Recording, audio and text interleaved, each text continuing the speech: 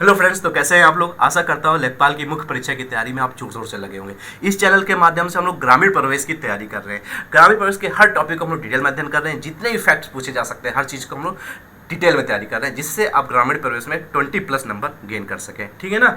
आज का टॉपिक है बहुत महत्वपूर्ण है, पंचायती राज व्यवस्था। जैसा कि आप स्क्रीन में देख रहे होंगे ना, आज पंचायती राज व्यवस्था मैं ए से लगा के जेड तक आपको पूरा कंप्लीट करवा दूंगा। चाहे ग्राम प्रधान से पूछ ले, चाहे आपका मतलब ग्राम समिति हो गया, जितनी भी समितियां बनी है A to Z हर चीज़ में आपका कंप्लीट करवाऊंगा। कितने स्तर पे है, ग्राम पंचायत हो गया, पंचायत समिति, जिला स्तर, हर जिला परिषद, हर चीज़ को मैं कंप्लीट करवा दूंगा। इस वीडियो को देखने बाद पंचायती राज व्यवस्था से अगर एक भी कोई प्रश्न आता है वो आपका वहाँ पे सही होगा, और मेरा बस यही लक्ष्य है। ठीक है ना।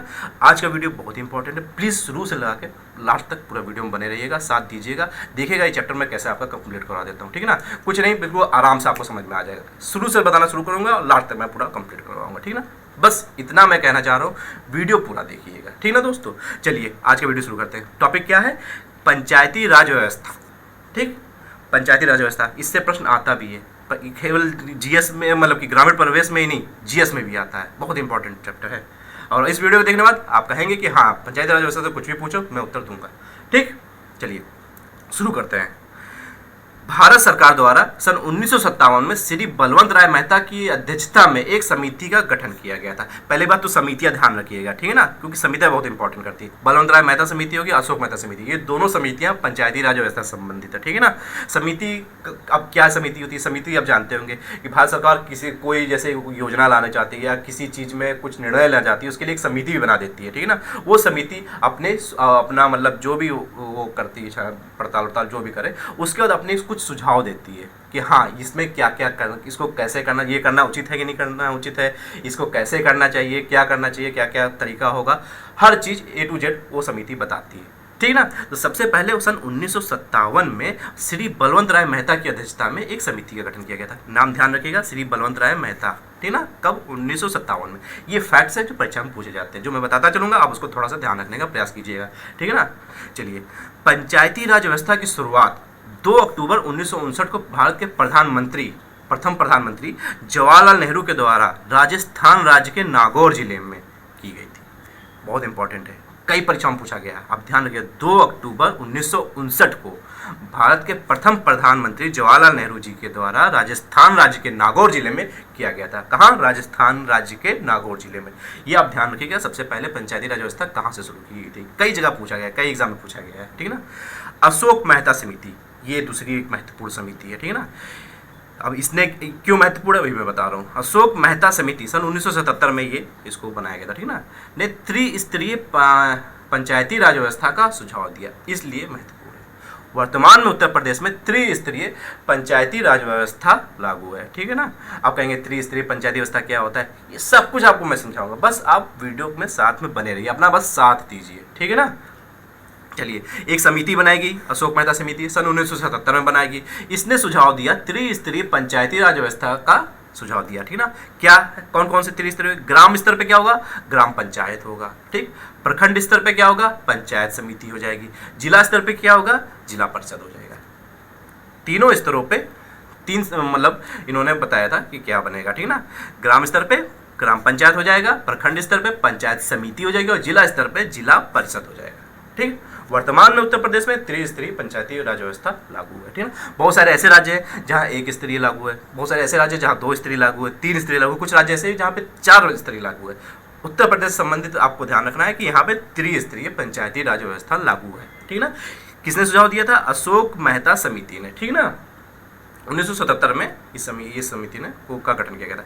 अब सुनिए, प्रधानमंत्री VP नरसिम्हा राव के कार्यकाल में, कब ये बने थे? 24 अक्टूबर 1993 में पंचायती राज का संवैधानिक मान्यता देते हुए, पंचायती राज को संवैधानिक मान्यता देते हुए 73वां संवैधानिक संशोधन किया गया था। ठीक है ना। प्रधानमंत्री PV नरसिम्हा राव के कार्यकाल के दौरान 24 अप्रैल 1993 को, ठीक है ना, पंचायती राज को संवैधानिक मान्यता देते हुए 73वां संवैधानिक संशोधन किया गया था। ठीक है ना। संवैधानिक मान्यता क्यों? अब इसमें संविधान में भी उल्लेख किया गया, इसके लिए अलग से एक भाग बनाया गया, भाग 9 बनाया गया। अभी मैं हर चीज़ बताऊंगा आपको। ठीक है ना। ध्यान दीजिएगा, 73वां संवैधानिक संशोधन किया गया था। उस समय प्रधानमंत्री कौन थे? कई परीक्षा में पूछा गया है कि जब ये पंचायती राज 73वां संवैधानिक संशोधन किया गया था उस समय कौन प्रधानमंत्री थे? तो आपको पता होना चाहिए पीवी नरसिम्हा राव था, ठीक जी थे, ठीक सॉरी प्रधानमंत्री हैं, सम्मान देना चाहिए, पीवी नरसिम्हा राव जी थे, ठीक। 24 अप्रैल 1993 को इन्होंने संविधान में संशोधन किया था। 73वां संवैधानिक संशोधन था, ये ध्यान रखिएगा, ठीक। इसके लिए संविधान में देखिए बता रहा हूँ, संविधान में एक नया भाग 9 जोड़ा गया था, भाग 9, ठीक। और अनुच्छेद क्या था? 243 में का से लगा के ना तक तथा अनुसूची 11 का प्रावधान किया गया। ये 73वां संवैधानिक संशोधन किया गया था। इसमें संविधान को संवैधानिक मान्यता दी गई। संवैधानिक मान्यता मतलब संविधान में अब पंचायती राज व्यवस्था का उल्लेख किया गया। इससे पहले केवल ये जो राज्य के नीति निर्देशक तत्व हैं उसी में केवल उल्लेख था, ठीक है ना। इसको अब संवैधानिक मान्यता दी गई, अलग से इसका भाग दिया गया, अनुच्छेद दिया गया, हर चीज़ को क्लियर किया गया, ठीक ना। तो एक भाग जोड़ा गया जिसका भाग 9 था और अनुच्छेद कौन सा था? अनुच्छेद 243 का से ला के ना तक जोड़ा गया और अनुसूची भी एक जोड़ी गई, 11वीं अनुसूची, ठीक ना। 73वां संवैधानिक संशोधन 1993 को हुआ था, ठीक। चलिए, 73वें संविधान संशोधन के द्वारा पंचायतों का कार्यकाल 5 वर्ष निश्चित किया गया। अब इसका पूरा डिटेल में इसको होगा, ठीक है ना। कार्यकाल जो था पंचायतों का क्या कार्यकाल होता है? 5 वर्ष कार्यकाल होता है, ये ध्यान रखिएगा, ठीक। इस संशोधन के द्वारा महिलाओं, अनुसूचित जातियों, अनुसूचित जनजातियों को सभी पंचायतों में आरक्षण प्राप्त होगा, ठीक। 2015 की परीक्षा में, लेखपाल वाली परीक्षा में, फर्स्ट मीटिंग वाले में एक प्रश्न आया था, महिलाओं का क्या आरक्षण है, ठीक ना। तो आप ध्यान दीजिएगा, संवैधानिक संशोधन हुआ है और उसमें 50% महिलाओं का आरक्षण कर दिया गया, लेकिन सभी राज्य ने नहीं किया है। अपने उत्तर प्रदेश में कितना आरक्षण है महिलाओं के लिए? महिला वाला मैं बता रहा हूँ, 33% आरक्षण है पंचायतों में, ठीक ना। कितना है? 33%। और कुछ राज्य है जिन्होंने 50% कर दिया गया। 50% सबसे पहले किसने किया? बिहार ने किया। ये भी आप ध्यान दीजिएगा, ठीक ना। अपने जो पड़ोसी राज्य जो है पूरब दिशा में बिहार है, उसने वहाँ पे पंचायतों में महिलाओं को 50% आरक्षण दिया गया है, ठीक। ये आप ध्यान रखिएगा, परीक्षा की दृष्टि से ये इंपॉर्टेंट फैक्ट है, ठीक। अपने यूपी में कितना है? उत्तर प्रदेश में कितना है? 33% है। पड़ोसी राज्य बिहार में कितना है? 50% है, ठीक। अब ये कुछ राज्यों ने 50% कर लिया है और भी कई सारे राज्य, हरियाणा, राजस्थान हो गया, वहाँ पे 50% हो चुका है। अपने यूपी में 33% है, आप इसका ध्यान रखिएगा, इसमें कंफ्यूज होने की कोई आवश्यकता नहीं है, ठीक। चलिए, 73वें संविधान संशोधन के अनुक्रम में प्रदेश सरकार द्वारा उत्तर प्रदेश पंचायत विधि संशोधन विधेयक 1994 पारित किया गया, ठीक है ना। 73वां संवैधानिक संशोधन जो किया गया था संविधान में, उसके अनुक्रम में उसको लागू करने के लिए प्रदेश सरकार, अपने उत्तर प्रदेश सरकार द्वारा उत्तर प्रदेश पंचायत विधि संशोधन विधेयक 1994 पारित किया गया, जो 22 अप्रैल 1994 से प्रदेश में प्रवृत्त है। मतलब 22 अप्रैल 1994 से प्रदेश में लागू किया गया, ठीक है ना। ये 73वें संवैधानिक संशोधन को लागू करने के लिए किया गया था, ठीक। ये अपने प्रदेश की स्थिति हुई। तब अपने प्रदेश में ये 73वां संवैधानिक संशोधन एक तरह से कब लागू माना जाएगा? तो 22 अप्रैल 1994, ठीक। उत्तर प्रदेश में पंचायतों की त्रिस्तरीय, मैंने बताया उत्तर प्रदेश में त्रिस्तरीय पंचायती व्यवस्था है, ठीक ना। पहला क्या है? जिला पंचायत हो गया, दूसरा क्या है? क्षेत्र पंचायत हो गया, और तीसरा क्या है? ग्राम पंचायत व्यवस्था लागू है, ठीक है ना। त्रिस्तरीय, अभी हम एक एक चीज को, जिला पंचायत को अलग से पूरा समझेंगे, क्षेत्र पंचायत को भी पूरा समझेंगे और ग्राम पंचायत को भी पूरा समझेंगे क्या है, ठीक। जितने भी फैक्ट होते हैं सारे आपका मैं क्लियर कराऊंगा, प्लीज आप वीडियो में पूरा बने रहिएगा। उत्तर प्रदेश में पंचायतों की त्रिस्तरीय प्रणाली 1961-62 में लागू की गई थी। ये बहुत इंपॉर्टेंट फैक्ट है, आपको ध्यान रखना। आप ध्यान देंगे 73वां संवैधानिक संशोधन किया गया, ठीक, उसमें चीजें लागू की गई, लेकिन उत्तर प्रदेश में 1961-62 से अशोक मेहता समिति जिसने कहा था कि त्रिस्तरीय होना चाहिए पंचायती व्यवस्था, तो 1977 में हुआ था, वो मतलब समिति बनाई गई थी। लेकिन उत्तर प्रदेश में पहले से त्रिस्तरीय प्रणाली चली आ रही थी, ठीक है ना। और बाकी 73वां संवैधानिक संशोधन जो हुआ था उसमें और भी जो इंपॉर्टेंट जो चीज़ें की गई थी संशोधन, वो सब चीज़ें इसमें लागू कर दी गई। लेकिन उत्तर प्रदेश त्रिस्तरीय प्रणाली, आप ध्यान रखिएगा, त्रिस्तरीय प्रणाली पंचायतों में 1961-62 में ही लागू कर दी गई थी, इसमें कोई दो राय नहीं है, इसको आप ध्यान रखिएगा, ठीक है। 1961-62 में, ठीक। चलिए, अब पहला है हम लोग का ग्राम पंचायत, हम लोग पढ़ेंगे ग्राम पंचायत क्या है, ठीक। चलिए, प्रत्येक पंचायत क्षेत्र के लिए उस पंचायत क्षेत्र के नाम पर एक ग्राम पंचायत संगठित किया जाएगा। मतलब जितने भी पंचायत हैं, जिला पंचायत, सब कुछ हमें बताऊंगा कितने कितने हैं, वो सभी फैक्ट मैं बताऊंगा, लेकिन मैं आपको समझा भी दे रहा हूँ। इससे अगर घुमा के भी एग्जामिनर कोई टफ क्वेश्चन भी बना पूछेगा जिससे आप उत्तर बता सके। आपका जब ये पूरा कॉन्सेप्ट क्लियर रहेगा ना, पंचायती व्यवस्था है क्या, इसके अंदर क्या क्या चीज़ें होती हैं, क्यों होता है, सब क्या कार्य है, हर चीज़ आपका जब कॉन्सेप्ट पूरा क्लियर रहेगा ना, वो कहीं से एग्जाम में पूछे आप उत्तर दे ले जाएंगे। ये टॉपिक है, कुछ ऐसे टॉपिक है ना जहाँ से प्रश्न आते ही आते हैं एग्जाम में। ग्राम जैसे कि योजनाओं से संबंधित प्रश्न आना ही आना है, आपको पता है योजना से तो प्रश्न आना ही आना है। ग्रामीण प्रवेश में आएगा और जीएस में भी हो सकता है 1-2 क्वेश्चन आ जाए, ठीक ना। मैक्सिमम क्वेश्चन मतलब योजनाओं से ही आया था, तो वो मैंने आपको पूरा डिटेल में हर योजना को आपको समझाया है। डिस्क्रिप्शन में लिंक है, आप देख लीजिएगा वीडियो, ठीक ना। और वीडियो बनाने में दोस्तों बहुत मेहनत लगती है सच में। ये आप समझ रहे हैं, मैं कोई किताब से नहीं आपको पढ़ा रहा हूँ। मैं खुद ही कई किताबों से मैं फैक्ट्स उठाता हूँ, विकिपीडिया से उठाता हूँ, और सरकारी ऑफिशियल साइट पे जाता हूँ, प्रीवियस ईयर के पेपर का एनालिसिस करता हूँ, उसके बाद ये नोट्स में तैयार करता हूँ। नोट्स में टाइप करके तैयार करता हूँ, उसको पीडीएफ में कन्वर्ट करके फिर मैं आपको पढ़ाता हूँ, ठीक है ना। मेहनत बहुत लगती है, इसलिए चैनल को जरूर सब्सक्राइब कर लीजिए। चैनल से आप सब्सक्राइब करते हैं, क्योंकि मेरा नया चैनल, ज़्यादा सब्सक्राइबर नहीं है मेरे पास, ठीक है ना। तो आप जब चैनल सब्सक्राइब करते हैं तो अंदर से मनोबल मेरा और बढ़ता है कि और मेहनत करूँ, मैं कुछ और बेहतर आपके सामने कंटेंट लेके आऊँ, आपके लिए अच्छी वीडियो बनाऊँ जिससे जो आपके लिए भी लाभदायक हो और मुझे अंदर से प्रेरणा मिलती है। तो दोस्तों प्लीज़ चैनल को जरूर सब्सक्राइब कीजिएगा दोस्तों, ठीक है ना। मैं भी गवर्नमेंट एम्प्लॉय हूँ, मैं कोई ऐसा नहीं है कि मैं कहीं मतलब घर में बैठा हूँ आराम से बैठ के वीडियो बनाता हूँ, पढ़ता रहता हूँ, तैयारी कर रहा हूँ, बना भी रहा हूँ, ऐसा नहीं है। मैं भी गवर्नमेंट एम्प्लॉय हूँ, दिन भर जॉब करने के बाद रात में बैठ के वीडियो बनाता हूँ दोस्तों, ठीक है ना। इसलिए मेहनत बहुत पड़ती है और अपना साथ समर्थन देते रहिए प्लीज़।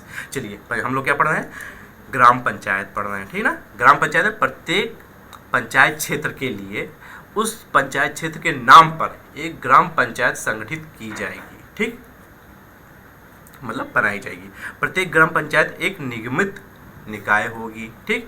किसी ग्राम पंचायत में एक प्रधान और किसी पंचायत क्षेत्र की स्थिति में जिसकी जनसंख्या, अब ये फैक्ट है, ये ध्यान रखिए, पूछा जाएगा, ठीक ना।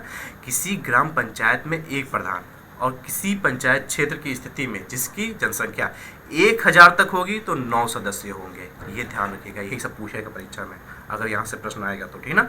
1000 होगी जनसंख्या होगी ग्राम की तो 9 सदस्य होंगे। 1000 से अधिक और 2000 से कम तो 11 सदस्य होंगे, ठीक। 1000 तक है तो 9 सदस्य है, 1000 से अधिक और 2000 से कम है तो 11 सदस्य हो गए, 2000 से अधिक और 3000 से कम तो 13 सदस्य हो गए, और 3000 से अधिक होंगे तो 15 सदस्य होंगे। अब आपको कैसे आप तैयार करेंगे, 1000 सदस्य हो गए तो 9 सदस्य हो गए, ठीक। 1000 से 2000 हो गए तो इधर कितना बढ़ गया, अब 11 हो गया, तो 2 अंक बढ़ गया, ठीक है ना। 9 से 11 हो गया। अब इधर 2000 से 3000 पूछा तो फिर 2 अंक फिर बढ़ा दीजिए, 13 सदस्य हो गए, 2 सदस्य बढ़ते जा रहे हैं, बस 1000 पे। आप ये ध्यान रखिएगा, ठीक है ना। और उसके बाद जो 3000 से अधिक सदस्य हो, मतलब 3000 से अधिक अगर जनसंख्या होगी तो 15 सदस्य हो गए, ठीक। ये आपको ध्यान है, 2 अंक हमेशा बढ़ता है। आपको बस पहला ध्यान रखना है, 1000 अगर जनसंख्या है वहाँ पे तो 9 सदस्य होंगे। उसके बाद 1000 से 2000 हो गया तो 11 सदस्य हो गए, 2 अंक बढ़ा दिया। 2000 से अधिक और 3000 से कम हुए तो 13 सदस्य हो गए, 2 अंक फिर बढ़ा दिया। 3000 से अधिक हो गए तो 15 सदस्य हो गए, मैक्सिमम 15 सदस्य होंगे, ठीक है ना। मिनिमम 9 और मैक्सिमम 15 सदस्य होंगे, ठीक है ना। चलिए, ग्राम पंचायत के सदस्यों के निर्वाचन के प्रयोजन के लिए प्रत्येक पंचायत क्षेत्र को ऐसी रीति से प्रादेशिक निर्वाचन क्षेत्र में विभाजित किया जाएगा कि प्रत्येक निर्वाचन क्षेत्र की जनसंख्या और उसको आवंटित स्थान की संख्या के बीच अनुपात समस्त पंचायत क्षेत्र में यथासाध्य एक ही हो। समझे नहीं समझे, मैं समझाता हूँ। जैसे मैंने बताया ना, 1000 सदस्य मतलब जनसंख्या होगी तो 9 सदस्य होंगे, 1000 से अधिक और 2000 से कम होंगे तो 11 सदस्य होंगे, 2000 से अधिक 3000 से कम जनसंख्या होगी तो 13 सदस्य होंगे, 3000 से अधिक 15 सदस्य होंगे। लेकिन पूरे प्रदेश में ये जो अनुपात है, ये अनुपात सेम होना चाहिए, ठीक है ना। बस यही कह रहा है, इसका अर्थ यही है, समस्त पंचायत क्षेत्र में ये अनुपात जो है ये एक ही होना चाहिए, ठीक है ना। अनुपात चेंज नहीं होना चाहिए। चलिए, ग्राम पंचायत के प्रत्येक प्रादेशिक निर्वाचन क्षेत्र का प्रतिनिधित्व ग्राम पंचायत में एक सदस्य द्वारा किया जाएगा। ग्राम पंचायत के प्रत्येक प्रादेशिक निर्वाचन क्षेत्र का प्रतिनिधित्व कौन करेगा? ग्राम पंचायत में एक सदस्य के द्वारा किया जाएगा। कोई ग्राम पंचायत अपनी बैठक, प्रथम बैठक के लिए नियत दिनांक से 5 वर्ष तक बनी रहेगी। कार्यकाल 5 वर्ष का था जब पहला बैठक होता है ग्राम पंचायत का, ठीक है ना, पहला बैठक का, वहां से 5 वर्ष जोड़ा जाता है, ये कह रहा है। ये आपको ध्यान रखना, ठीक है ना, यही चीजें परीक्षा में पूछा जाता है। पंचायतों के स्थगित अथवा निरस्त होने की स्थिति में 6 महीने के भीतर चुनाव कराना अनिवार्य है। अगर पंचायत जो है स्थगित कर दी गई है अथवा निरस्त कर दी गई है तो मैक्सिमम टाइम 6 महीने, 6 महीने के अंदर आपको चुनाव करवाना होगा, ठीक ना। चलिए, 73वें संविधान संशोधन के द्वारा पंचायती राज अधिनियम का निर्माण करने वाला प्रथम राज्य कर्नाटक है, ठीक ना। 73वां जो संवैधानिक संशोधन हुआ था उसमें उसके बाद पंचायती राज अधिनियम का निर्माण करने वाला प्रथम राज्य जो है कर्नाटक है, ये आप ध्यान रखिएगा, ठीक है ना। जो 73वां संवैधानिक संशोधन हुआ था उसके बाद पंचायती राज अधिनियम को पहली बार निर्माण सबसे पहले किसने निर्माण कर लिया था? उसने कर्नाटक राज्य ने किया था, ठीक है ना। तो ये आप ध्यान रखिएगा, एक इंपॉर्टेंट फैक्ट है, परीक्षा में पूछा जा सकता है। चलो आगे बढ़ते हैं। ग्राम पंचायत के निर्वाचनों का अधीक्षण, अब अधीक्षण कौन करता है? ग्राम पंचायत का जो निर्वाचन होता है उसका अधीक्षण कौन करता है, इसके बारे में पढ़ेंगे और कैसे किया जाता है, क्या होता है। ग्राम पंचायत के निर्वाचनों का अधीक्षण ग्राम पंचायत के प्रधान और सदस्यों के निर्वाचन के संचालन का अधीक्षण, निदेशन और नियंत्रण राज्य निर्वाचन आयोग में निहित होगा। सुनिए, फिर से मैं समझा रहा हूँ, समझिए। ग्राम पंचायत के निर्वाचनों का अधीक्षण, ग्राम पंचायत का जो चुनाव होगा उसका निर्वाचन का अधीक्षण ग्राम पंचायत के प्रधान और ग्राम पंचायत के प्रधान करेंगे, और सदस्यों के निर्वाचन का संचालन का अधीक्षण, जो सदस्यों का जो निर्वाचन के संचालन का अधीक्षण जो होता है वो निदेशन और नियंत्रण राज्य निर्वाचन आयोग में निहित होगा, मतलब राज्य निर्वाचन आयोग करेगा, ठीक है ना। चलिए, राज्य निर्वाचन आयोग के पर्यवेक्षण और नियंत्रण के अधीन रहते हुए जिला मजिस्ट्रेट जिले में और ग्राम पंचायत के प्रधान और सदस्यों के सभी निर्वाचनों के संचालन का पर्यवेक्षण करेगा, ठीक।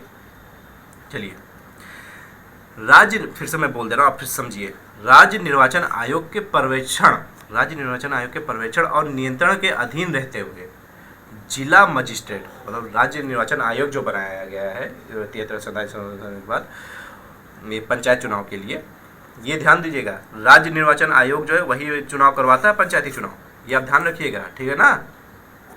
ये पूरे परीक्षा में आ सकता है, ये भी एक इम्पॉर्टेंट फैक्ट है। तो इसके पर्यवेक्षण के इसके नियंत्रण में जिला मजिस्ट्रेट जो डीएम साहब होते हैं, ठीक है ना, जिले में ग्राम पंचायतों के प्रधान और सदस्यों के सभी निर्वाचनों का संचालन या पर्यवेक्षण करेंगे, ठीक है ना। राज्य निर्वाचन आयोग के नियंत्रण में डीएम साहब, जिला अधिकारी साहब या जिला मजिस्ट्रेट साहब ग्राम पंचायत के प्रधान और सदस्यों के सभी निर्वाचनों के संचालन का पर्यवेक्षण करेंगे। समझ गया? चलिए, अब पढ़ते हैं हम लोग प्रधान जी को। ग्राम पंचायत का प्रधान, ग्राम पंचायत का एक प्रधान होगा जो उसका अध्यक्ष होगा। अब ग्राम पंचायत में एक प्रधान जी होते हैं, ठीक है ना, तो उसका वो ग्राम पंचायत का एक प्रधान होगा जो उसका अध्यक्ष होता है, ठीक है ना, प्रधान जी अध्यक्ष होते हैं। राज्य सरकार आदेश द्वारा प्रधान के पदों को अनुसूचित जातियों, अनुसूचित जनजातियों और पिछड़े वर्गों के लिए आरक्षित करेगी। ये राज्य सरकार के पास ये पावर है कि अपने आदेश के द्वारा प्रधान के पदों को अनुसूचित जातियों, अनुसूचित जनजातियों और पिछड़े वर्गों के लिए आरक्षित करेगी, ठीक है ना, ये राज्य सरकार करती है। आरक्षित प्रधानों के पदों की कुल संख्या के 1/3 से अन्यून पद यथास्थिति अनुसूचित जातियों, अनुसूचित जनजातियों और पिछड़े वर्गों की महिलाओं के लिए आरक्षित होंगे, ठीक, समझे। जो आरक्षित प्रधानों के पदों की कुल संख्या है, जितने भी आरक्षित किए गए हैं, ये प्रदेश अपने उत्तर प्रदेश का बता रहे हैं, इसमें 1/3 मतलब 33% महिलाओं का आरक्षण है, इसलिए 1/3 से अन्यून पद मतलब 1/3 से कम नहीं होना चाहिए अनुसूचित जातियों, अनुसूचित जनजाति और पिछड़े वर्ग की महिलाओं के लिए आरक्षित होगा। जितना आरक्षण दिया जाएगा अनुसूचित जातियों, अनुसूचित जनजाति और पिछड़े वर्गों को, उसका 1/3 उसी जाति के महिलाओं के लिए आरक्षित होगा। कहने का अर्थ बस इतना है, ठीक, समझ गया। चलिए, ग्राम पंचायत का प्रधान किसी पंचायत क्षेत्र के प्रादेशिक निर्वाचन क्षेत्र के लिए निर्वाचक नामावली में रजिस्ट्रीकृत व्यक्तियों द्वारा अपने में से निर्वाचित किया जाएगा। मैं फिर से पढ़ दे रहा हूँ, समझिए। ग्राम पंचायत का प्रधान किसी पंचायत क्षेत्र के प्रादेशिक निर्वाचन क्षेत्र के लिए निर्वाचक नामावली में रजिस्ट्रीकृत व्यक्तियों द्वारा अपने में से निर्वाचित किया जाएगा, ठीक है ना, अपने में से निर्वाचित कर दिया जाएगा, ठीक ना। चलिए दोस्तों, ये जितनी भी मैं सीरीज आपको बता रहा हूँ, मतलब पढ़ा रहा हूँ ग्रामीण प्रवेश से, इसे मैं मैक्सिमम कोशिश कर रहा हूँ कि कवर करूँ, ठीक ना। और जो इंपॉर्टेंट मुझे टॉपिक्स लग रहे हैं मैं उन्हीं को पढ़ाता हुआ जा रहा हूँ। प्रैक्टिस सेट जल्दी आने वाला है, जैसे कि कई सारे कमेंट कहते हैं सर प्रैक्टिस सेट जल्दी शुरू कीजिए। दोस्तों अभी कुछ ही दिन में आपके पास प्रैक्टिस सेट आ जाएगा। क्वेश्चन ऐसे नहीं कहीं से भी उठा के, जैसे बहुत सारे चैनल्स देखते हैं नहीं है कि कोई प्रैक्टिस सेट उठा के फटाफट वो सॉल्व करवा रहे हैं। क्वेश्चन मैं खुद भी बना रहा हूँ या कई जगह से मैं उठा रहा हूँ, पूरा तैयार कर रहा हूँ, जिससे मैं केवल क्वेश्चन और आंसर ना होता, उसमें कुछ फैक्ट्स भी आपको बताऊँ। एक क्वेश्चन से कई चीज़ें तैयार हो जाती हैं। प्रैक्टिस भी ऐसे करेंगे जिससे हम लोग तैयारी करें, क्योंकि प्रैक्टिस मैंने क्या कहा है, क्वेश्चन को प्रैक्टिस कैसे करना चाहिए। केवल उसको नहीं कि क्वेश्चन पढ़ा उसका आंसर टिक कर दिया, अच्छा फिर आगे पढ़ा ये उसका एनालिसिस बहुत ज़्यादा इंपॉर्टेंट करता है, ठीक है ना। तो हम लोग हर क्वेश्चन का एनालिसिस भी करते जाएंगे, जिससे हम लोग की तैयारी और भी अच्छी हो सके, ठीक ना। चलिए चैनल को प्लीज़ जरूर सब्सक्राइब कर लीजिएगा दोस्तों, ठीक। प्रधान को हटाने हेतु ग्राम पंचायत द्वारा एक विशेष बैठक बुलाई जाती है, जिसकी 15 दिन पूर्व सूचना देनी अनिवार्य है। अब प्रधान जी को हटाया कैसे जाएगा, अगर हटाना होगा तो कैसे हटा सकते हैं, तो ग्राम पंचायत द्वारा एक विशेष बैठक बुलाई जा सकती है प्रधान को हटाने के लिए ना, जिसकी 15 दिन पूर्व सूचना देनी होगी। 15 दिन पहले प्रधान को सूचना देनी होगी कि एक इसलिए बैठक बुलाई जाएगी। मैक्सिमम 15 दिन पहले बता देना चाहिए, ठीक ना। इस बैठक में ग्राम सभा के उपस्थित मतदान करने वाले सदस्यों के 1/2 बहुमत द्वारा प्रधान को हटाया जा सकता है। यही फैक्ट पूछता है, बहुत इंपॉर्टेंट है, ध्यान से समझिए। इस बैठक में आप कैसे प्रधान जी को हटाना है, क्या होगा, नियमावली क्या है।